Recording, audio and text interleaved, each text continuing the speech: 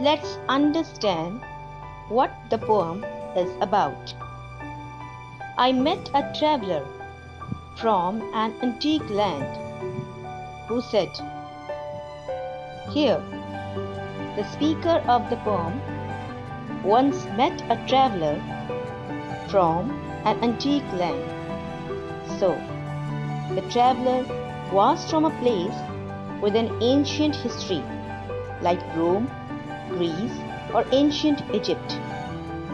The traveler told him his story of the ruins of a giant statue that he had come across. So it's a story within a story, a narrative within a narrative. Some critics opine that this framing has helped the poet add another level of obscurity to Ozymandias' position in people's mind.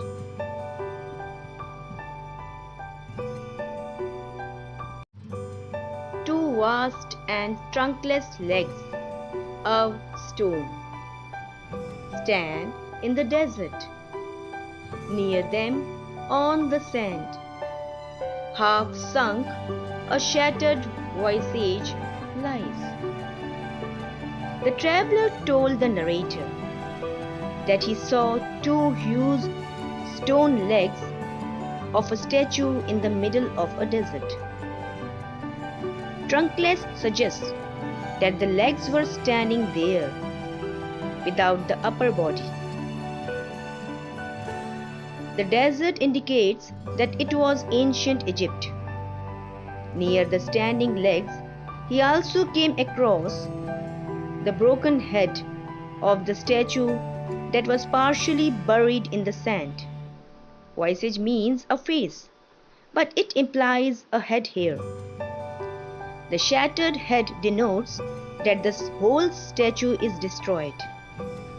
But we don't really know what exactly happened to that statue. Whose frown and wrinkled lip and sneer of cold command tell that its sculptor well those passions read. We don't really know what exactly happened to that statue. It's perhaps just a natural process of decay with time. Here the traveler goes on to describe that the face of the statue lying on the sand had the expressions still visible and identifiable of the mighty ruler Ozymandias. He has used frown, wrinkled up, and sneer of cold command to give us an impression that the subject of the statue was an angry, commanding, and often upset man. But the next line shifts the attention from the statue to the sculptor he created it. The traveler admires that the artist understood and felt his subjects, passions, and emotions very well. That is why he could draw the face so perfectly that it is still visible, which yet survive, stamped on these lifeless things, the hand that mocked them and the heart that fed. The man continues his praise for the sculptor. The words which yet survive implies the immortality of a work of art that the artist created. His creation is still alive, stamped on the otherwise lifeless stones.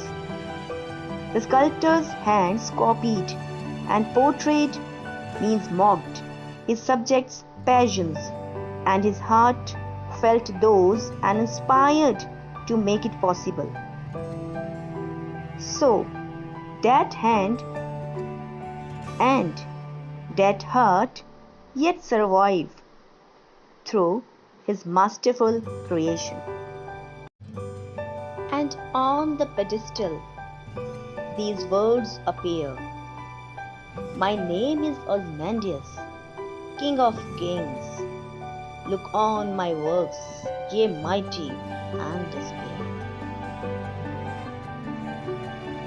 Now again the poem shifts to the statue. The traveler quotes the words written on its pedestal. The inscription declares the name of the man. It's Ozymandias. He also regarded himself as the king of kings.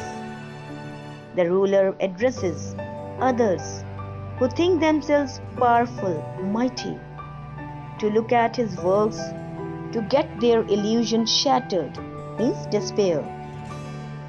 As you already know from the above section that this was the ancient Egyptian pharaoh Ramesses II. The works might indicate to the famous temples and statues he built. Here Ozymandias is giving a warning to the other kings and rulers not to hope for much greatness, as they can never cross his achievements. That certainly gives an impression of his proud and commanding nature. Nothing beside remains round the decay of that colossal wreck, boundless and bare. The lone and level sands stretch far away. And here comes the final words from the traveler on how there is nothing except those ruins and the sands all around. The colossal wreck hints at how the gigantic statue and the high-flying pigeons attached to it are all dusted now. The boundless and bare and the lone and level sands stretching far away symbolizes the vastness of time. We, the human beings, are very little creatures in the vast passage of time. Our pride and might, power, will eventually disappear. But what remains immortal is the work of art. These last lines suggest the central theme of the sonnet.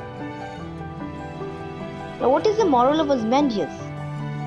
The poem Ozymandias, penned by P.B. Shelley, is about a cruel and arrogant king Ozymandias, who got his statue erected so that he could be remembered by posterity. The poem leaves a message that wealth, power, and position don't last forever. So, they should be used for the welfare of mankind and should not be misused.